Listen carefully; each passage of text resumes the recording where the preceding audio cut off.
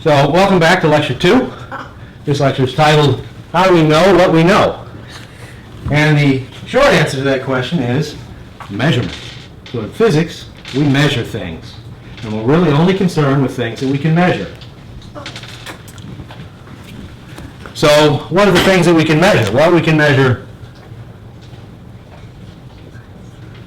length occurring in space. Right? You're probably all aware that we live in a three-dimensional space. Okay? Which means that we have to measure things using three rulers. One for up and down, one for side to side, one for forward and backwards. But we use rulers, and rulers have been around for a really long time. The first mathematics was done by the Greeks, and they used straight edges, which were kind of like rulers, and they used compasses, which were more like rulers for them than they are for us today. Space is pretty easy. We're all familiar with it, right? A person may be 6 feet tall, or they may be 5 feet tall, and we know what that means. It's not really ambiguous or a difficult concept to grasp. And it wasn't for, ancient people either. The other thing that we can measure is time. This one has been something that people puzzled about for a long time, because unlike space, right, which we can move forwards and backwards through, we cannot move backwards through time. We can only move forwards through time, and we really don't have any control over how we do that. And that has always been a bit of a puzzle for people, and it still kind of is, though we have a little more insight into it, but we're not going to talk about that now. And finally, just want to mention another kind of fundamental quantity to physics, which we'll talk about later in later lectures, is mass. Not to be confused with weight. We'll distinguish between weight and mass in a later lecture when we talk about forces. But mass is this kind of intrinsic resistance to motion that an object has. For example, a really heavy object, like a boulder, I would find really hard to push, whereas a small object like a little pebble would be very easy for me to push. And we can characterize this thing's kind of resistance to motion with this quantity mass. And you probably say, well, we measure mass using a scale, right? Well, scales would work today here on Earth, and they would give us a good estimate of mass. But a more reliable way to measure things is with a balance, like what I've drawn here. And the general idea is that we come up with a standard. We get a block, and we say this block is equal to a kilogram, or a foot-pound. Or not a foot-pound, a pound of force. And we use that as our kind of reference point. And with a balance where these arms are divided right in the middle, if the other object of unknown mass is exactly the same mass as this, then it'll balance out perfectly. Otherwise, the heavier mass will sink and the lighter mass will rise. But we're not going to talk too much about mass until later on. The first thing we're going to talk about is space and time. And space and time is kind of the canvas in which motion, right, takes place. And so that's going to be important to us, especially early on.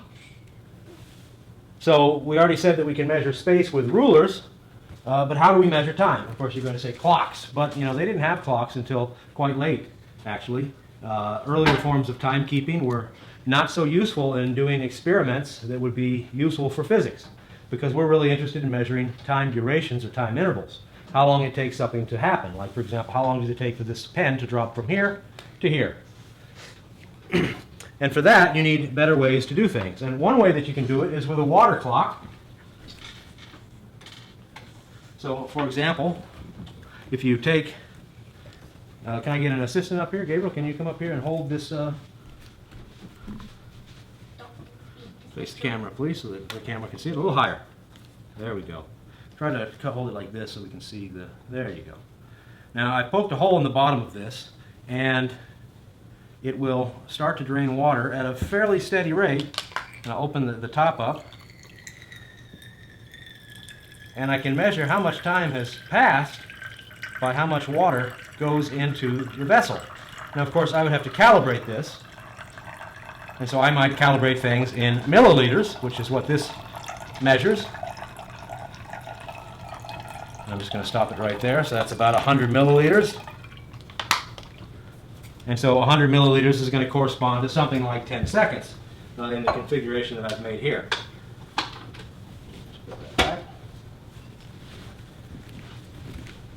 One of the first kind of calibrations that was done by Galileo, right, back in the 16th century.